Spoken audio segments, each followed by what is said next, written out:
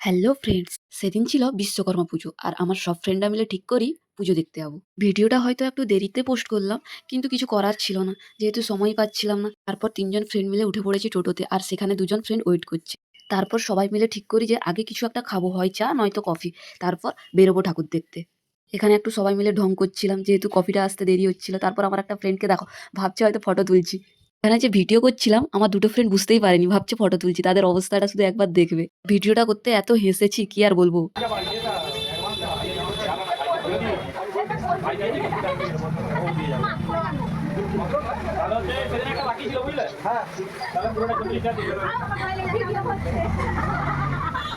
তারপর cold coffee খেয়ে বেরিয়ে পড়লাম ঠাকুর দেখতে। দেখো প্যান্ডেলটা কত সুন্দর করেছে। তারপর এখানে এসে দেখি সাংস্কৃতিক অনুষ্ঠান হচ্ছে।